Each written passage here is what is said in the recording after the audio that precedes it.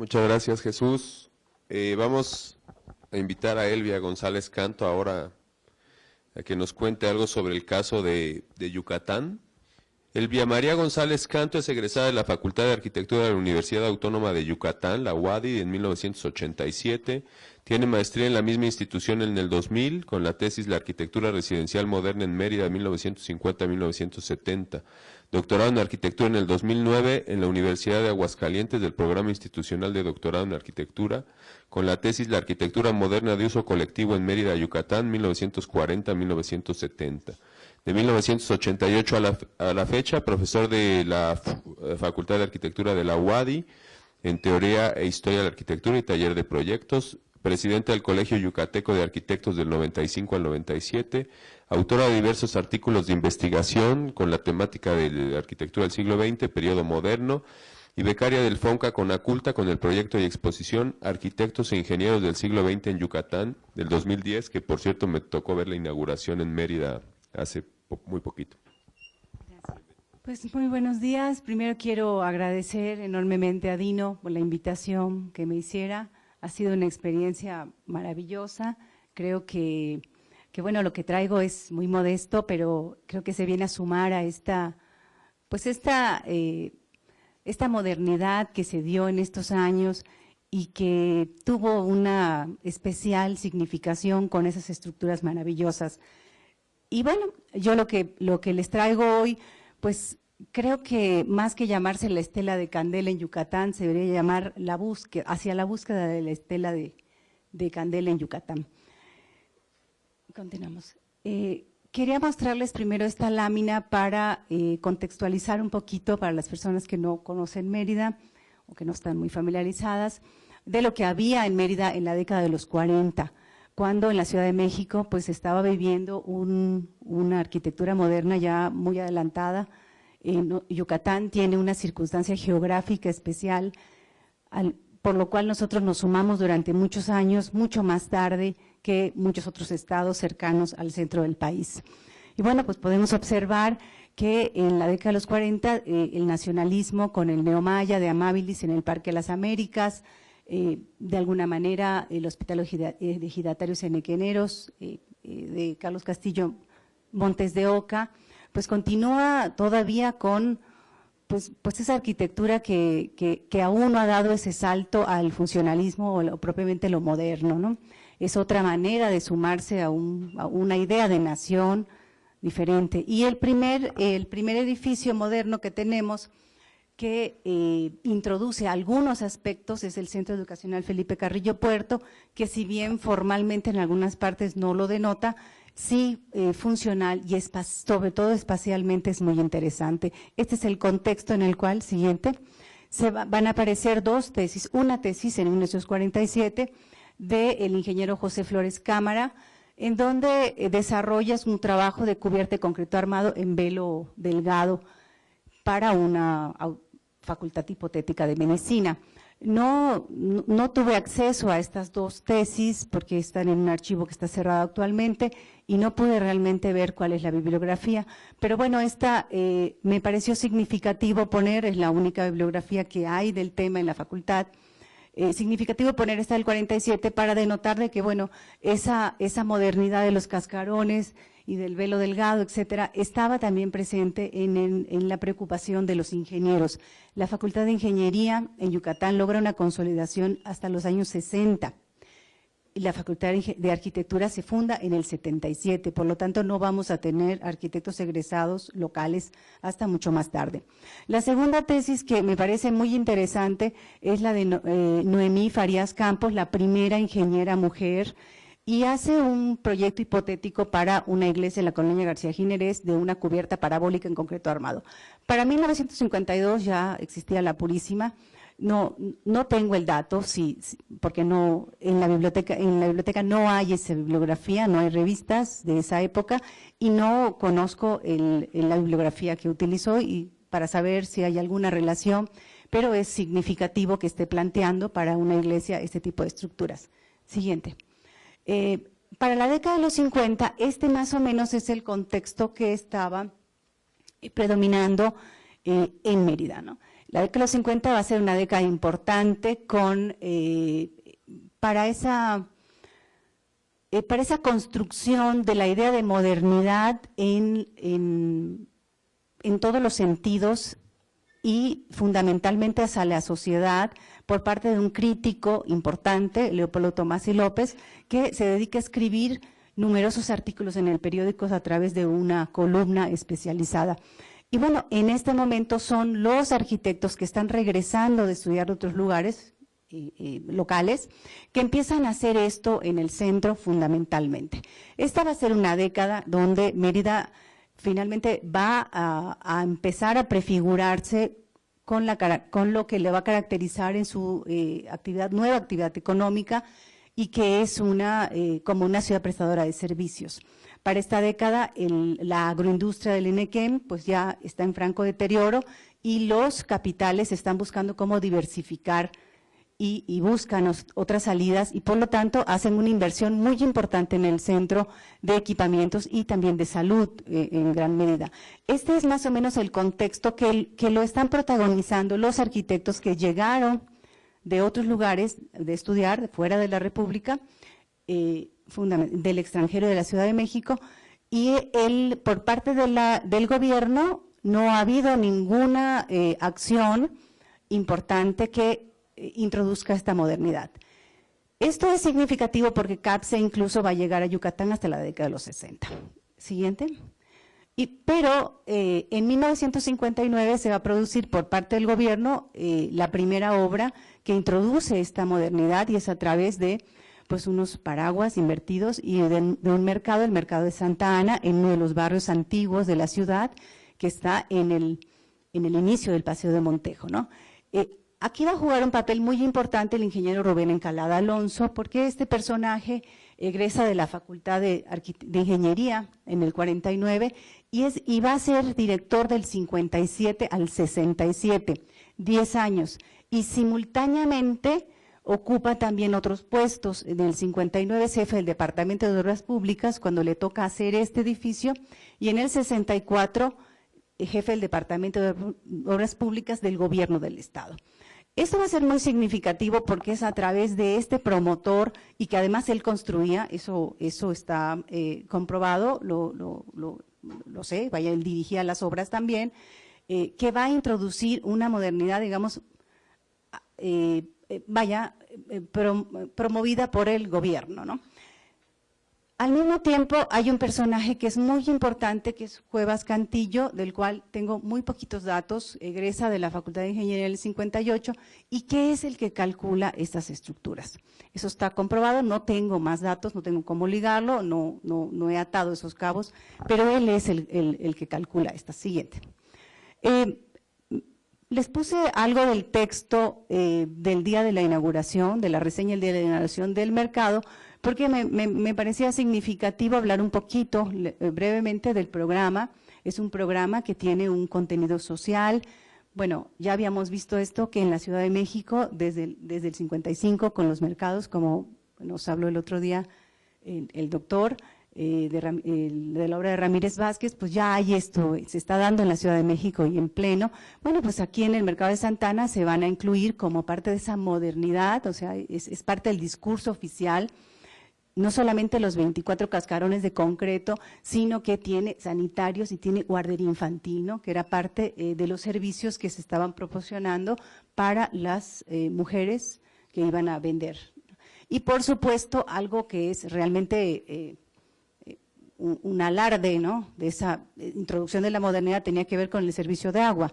El agua potable se introduce totalmente en Yucatán hasta entrada de la década de los 60, ¿no? De esta manera aparece este mercado, adelante, y esta es la planta, son 24 cascarones, la planta de abajo, la imagen aérea de Google Earth, tiene una parte donde ya no existen estos 4 de acá, y es una intervención que se le hace en el 2002, y bueno, pues como todos estos mercados, esta es la zona de servicios y de guardería en la planta alta, aquí tienen los puestos perimetrales, acá estaban los servicios, y en el interior frutas y verduras y carnes, ¿no? Siguiente.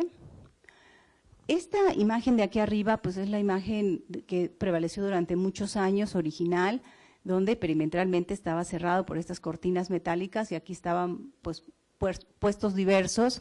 La mayoría de estos de acá eran y siguen siendo de comida, de cochinita y comida regional. Y bueno, esta es una imagen que corresponde ya al mercado con la intervención del arquitecto Enrique Duarte, producto de un concurso que lo gana en el 2002 y se hace esto. Se mantienen los paraguas. Una de las condiciones del concurso era que nada más se podían tirar 4 paraguas porque no tiene área de servicios propiamente. Y bueno, él tira estrictamente los 4 del extremo y se mantiene todo esto. Y bueno, libera esta parte, que es esta misma zona de acá, libera esto, corre, digamos, la fachada hacia el interior y libera para dar más espacio para esto que es cotidiano y es tradicional en Mérida, ¿no? Siguiente. El interior, es una imagen muy mala del periódico, no existen otras. Es el área de carnes, se libera, queda de este modo. Realmente en el programa arquitectónico había contemplado que sería un lugar lleno de flores y de venta de artículos turísticos, total que no ha funcionado como tal. Realmente eso se vende más en el perímetro. Y bueno, pues aquí vemos cómo esto te forma, te da este espacio que realmente es muy agradable, sigue siendo muy agradable. Quiero comentarles que a pesar de que este mercado no tiene el mantenimiento que normalmente tienen los edificios, los paraguas estaban en muy buen estado, ¿no? La parte de abajo, como estaba originalmente, están más bajos para meter luz y tener el espacio iluminado. Siguiente. ¿Qué sucede? Y esto lo pongo porque nos liga con el que calcula estos cascarones, del cual no tenemos muchos datos.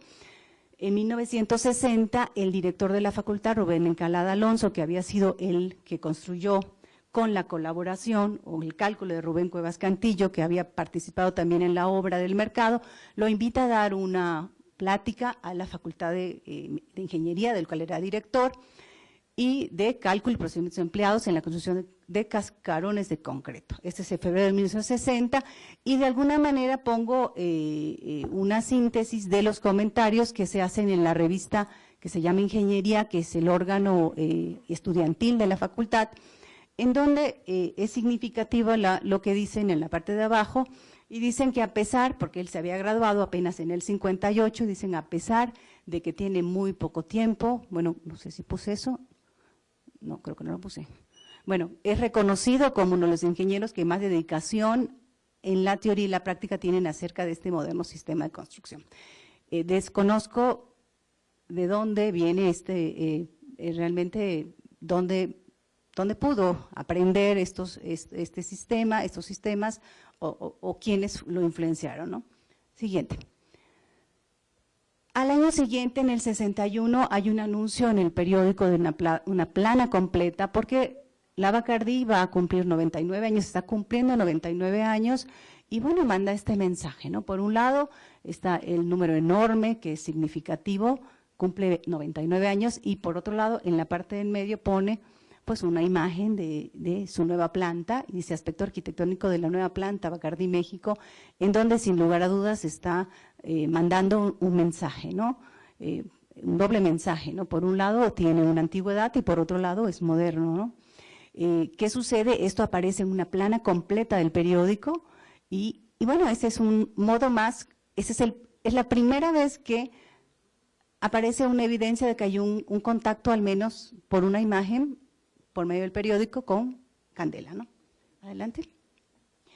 ¿Qué sucede? En el mismo 61 va a aparecer la primera gasolinera, que es el Servicio López, ese de acá, el primero que ya está demolido, en donde van a haber 2 paraguas. Estos los van a construir todos, son 4 gasolineras que se hacen en Mérida, y los va a construir Eloy Cáceres y Luis Fernández López, que son egresados del 53, y el cálculo siempre es de Rubén Cuevas Cantillo. Es interesante, esta fecha me parece muy interesante. En el junio del 62 hacen 2, Servicio Mérida y Aviación. El Mérida es esta, Aviación está por el aeropuerto, estos dos existen, este también existe y esa es la única demolida.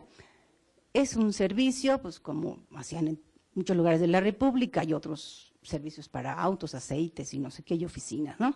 ¿Qué ocurre en junio del 62? Siguiente.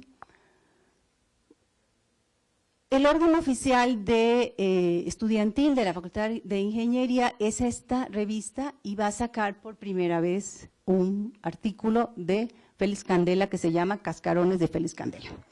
Una revista que es patrocinada por constructores. E inserto en el texto de este artículo de Félix Candela, que lo abre, no hay ninguna referencia de dónde viene, de dónde lo agarran, absolutamente nada, está inserto este anuncio que son los constructores de las gasolineras. Es significativo esto que quieran dar a conocer. Bueno, pues que hay una teoría, es un artículo que empieza primero haciendo una crítica fuerte a los arquitectos que deben de construir y después hace todo una explicación de todos los tipos de estructuras laminares, de membranas, define, etcétera, etcétera. Al año siguiente aparece otra tesis, son las únicas tesis que tienen una relación, y esta la tiene específicamente a través de este manual, de Augusto Flores Hijuelos, en donde él se refiere a Félix Candela como en su bibliografía y refiere este libro, en donde hay una definición, la teoría de la membrana, etcétera, etcétera. Entonces aquí es donde se empieza a ver que hay alguna relación y se empiezan a atar algunos cabos. Siguiente. Por otro lado, continúa el tiempo, y llegamos al 64 y aparece el Centro de Acción Social, que ese mismo año se cambia el nombre de CECATI, Centro de Capacitación de los Trabajadores, y es un conjunto que lo va a construir el arquitecto Carlos Castillo Zavala, que es arquitecto por la UNAM, es yucateco, egresa en el 57, es hijo de Carlos Castillo Montes de Oca, un arquitecto muy importante, el neocolonial en Yucatán, y es profesor de la UNAM de 1950 a 1980. El arquitecto Castillo Zavala tiene una compañía constructora y hacen obras diversas en la República Mexicana, particularmente también de electrificación, de instalaciones eléctricas, y bueno, pues le toca hacer ese centro de acción social. Yo he identificado dos, no he identificado más, el de Mérida y el de Campeche, y bueno, la planta, esto no es exactamente así, pero bueno, esta es más o menos la planta. Y bueno, tiene una serie de salones, esto obedece aquí está el norte, arriba está el norte, el cruce norte-sur para los salones, y el auditorio, en vida él comentó que lo había orientado de esta manera porque este lugar, aquí está el poniente, funcionaba nada más en las mañanas. Se ha convertido en un problema porque el auditorio funciona ahora en las tardes y de alguna manera le pega el sol en la tarde. Siguiente. Bueno, este es el aspecto por fuera de este Centro de Acción Social, que es de 1964, y este es de 1966. Son muy parecidos, prácticamente iguales, lo que cambia es la ubicación en el conjunto, y bueno, la distribución de los salones las tiene por este lado, las tenía, porque eso fue demolido hace año y medio más o menos. Otra cosa que hay que notar de este conjunto, bueno, pues es la utilización de estas travelosas, que bueno, empezaban a tener un auge importante en Mérida en esta década. Siguiente.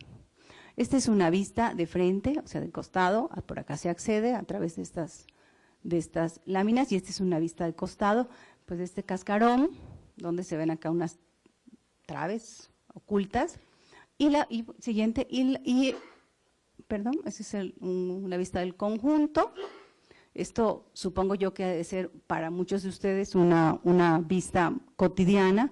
El arquitecto Castillo también hace varias escuelas en el Distrito Federal y de muchas maneras utiliza este mismo lenguaje, estos elementos prefabricados que también los utilizaba en los barandales y los utiliza en las partes de arriba, pues para mitigar un poco el asoleamiento, en este caso del sur. Siguiente. El interior no es nada espectacular, es muy sencillo. En realidad este edificio tiene poco mantenimiento porque está subutilizado, no tiene mucho uso, ya no asiste la gente, pero bueno, es realmente muy sencillo, no tiene una mayor complejidad. Se le han hecho unos cambios mínimos, la rampa alberga alrededor de 200 personas. Siguiente. Me pareció interesante poner esta imagen siempre de una escuela que hace Carlos Castillo Zavala en el 64, porque bueno, a mí me ha parecido siempre esta solución de apoyo de esta estructura, que es el pasillo distribuidor hacia los salones, que bueno, todavía es la primera secundaria federal en Mérida y todavía no se está construyendo el módulo de CAPSE aislado, todavía se está construyendo esa serie de corredores muy amigables por el clima y para crear lugares de reunión y esparcimiento, ¿no? La primera edificación de CAPSE como tal en Yucatán se inaugura en el 62, que es el Tecnológico de Mérida, y que también los utiliza, pero muy parecidos a los de la UNAM. En este caso, él mete esto que me pareció interesante, me parece que hay una congruencia entre el tipo de estructura que utiliza y, bueno, la manera como utiliza estos elementos, pues, parecidos a los que hemos visto estos días. Siguiente. Ayer en la exposición, pues revisando igual como muchos, creo, las listas de las obras de Candela, pues dije, bueno, vamos a ver si aparece algo, y bueno, Jesús Villar de San Luis realmente pues descubrió una obra ya de Yucatán y pues vamos a ver qué es, ¿no? La realidad es que aparece una en el 65, que es una gasolinera, dice Yucatán y Chiapas, tiene el punto rojo famoso, que no se sabe bien qué es, pero lo tiene, y dice que costó 45,108 pesos. Para el 65 no haya ninguna gasolinera, entonces pues no sabría yo decir. Pero aparece luego Carlos Castillo Zavala en el 66, y no aparece nada, está en blanco. En el 66 ya no hace ninguna otra obra Castillo Zavala en Mérida. Posiblemente esto, por supuesto, que da pie a tratar de averiguar. El arquitecto Castillo Zavala, después de retirarse del UNAM, de jubilarse, se regresó a vivir a Mérida y allá trabajó en la universidad 30 años con nosotros. Y bueno, éramos compañeros y pues él no mencionaba otras obras, como mucha gente que no menciona, pero bueno, posiblemente esté por allá.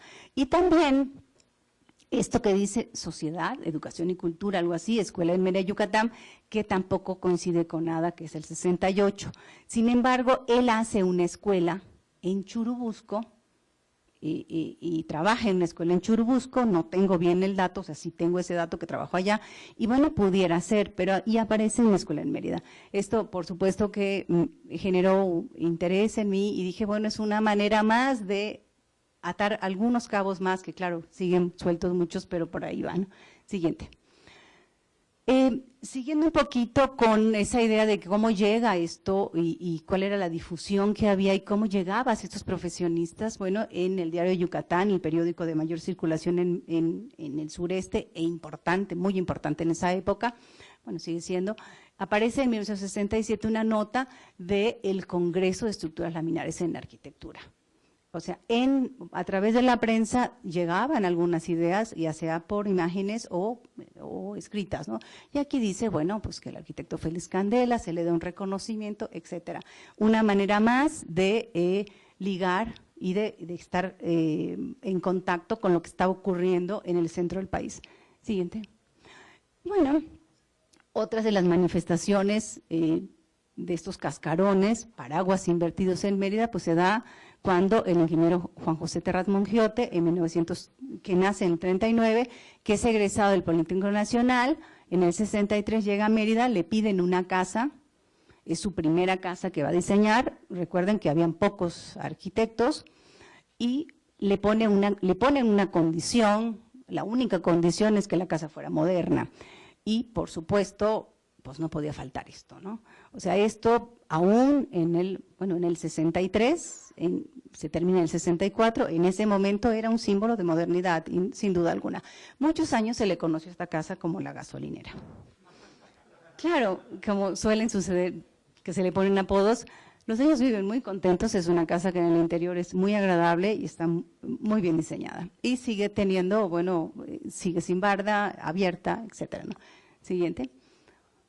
Perdón, síguele, no.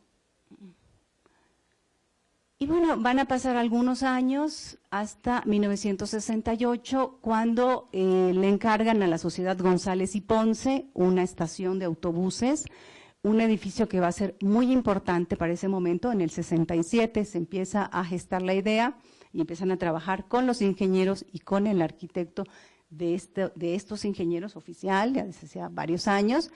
Y esta obra es muy significativa porque el Estado había vivido separado físicamente del resto del país hasta la década de los 60, cuando se hace la vía ancha del ferrocarril, y que, bueno, se puede tener ya un acceso directo. Anteriormente tenía uno que tomar un barco en Progreso, llegar a Veracruz y de Veracruz irse por carretera o por ferrocarril a la Ciudad de México. Entonces, con esta construcción de la vía ancha del ferrocarril, pues obviamente la red carretera se empieza a modernizar y es una necesidad urgente tener una estación única. Y bueno, estos ingenieros, que son ingenieros muy importantes de este momento, uno es egresado de la Facultad, bueno, de Ingeniería, se llamaba Facultad de Ingeniería de la Universidad, no se titula, pero bueno, trabaja como tal, y el otro es egresado de Estados Unidos. Llaman a trabajar desde el 61 a Fernando García Ponce, que es un arquitecto que estudia, no se titula, pero estudia algunos años en la UNAM, del 52 al 57, al mismo tiempo estudia pintura con Enrique Climent, que es un pintor exiliado en México, y finalmente decide su vocación aparentemente, hacia la pintura cuando realiza un viaje a Europa y abandona la carrera.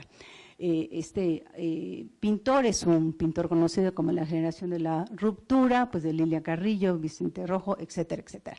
Entonces lo llaman a trabajar con ellos. Él trabaja, no se le ha dado difusión a la obra arquitectónica que hace una obra arquitectónica muy importante y muy extensa y de muy buena calidad, muy bien resuelta. No hacía su pintura, que fue verdaderamente significativa e importante. Bueno, le dan este terreno, divide en 3 zonas, el estacionamiento, el edificio principal y la parte de los andenes. Le plantea pues unos cascarones. Siguiente. Esta es la vista de la estación de autobuses, es muy interesante para este momento. La realidad es que para aquí son códigos ya formales muy conocidos, pero para nosotros en ese entonces no. Utiliza bueno, la marquesina es también muy importante y muy interesante, es un alarde estructural. Y que, bueno, no es extraño, los ingenieros eran unos magníficos ingenieros y sabían interpretar perfectamente bien lo que el hombre quería siempre, ¿no? Este muro cortina que se hace con cancelería y tiene en la parte de arriba acrílicos, y que, ¿sí? 68, se concluye en el 68, o sea, se empieza a diseñar en el 67 y se inaugura en el 68. Entonces, siguiente, pues hace esto, ¿no? O sea, tenía que pensar cómo cubrir, había un programa arquitectónico, el programa arquitectónico de esta estación, que cuesta en ese entonces 10 millones de pesos, es muy importante, tiene área para oficinas, para todos los permisionarios, porque se agrupan todos los permisionarios de líneas foráneas y locales, salas de espera de primera, de segunda, taquillas, etcétera, etcétera. Y bueno, pues finalmente soluciona la parte de los andenes con esta propuesta estructural. Hay esta caseta, la vuela para tener una visibilidad, para el acceso, para controlar el acceso y la salida de los camiones. Y bueno, esta obra tiene muchísimos años y está en un excelentísimo estado de conservación. La realidad es que todas las obras de González y Ponce, muchas de ellas diseñadas por García Ponce, están en un estado de conservación maravilloso. Ambos ingenieros ya murieron, yo pude trabajar mucho con uno de ellos y él decía que bueno, que realmente el secreto estaba en que se hacía con los cuidados que se tenía que hacer, porque era normal, algo que se ha comentado acá, y que algo que era muy importante es que se cumplían con los tiempos. O sea, no se desimbraba si no se había cumplido el tiempo de fraguado, y pues se curaba el concreto, etcétera, etcétera, ¿no?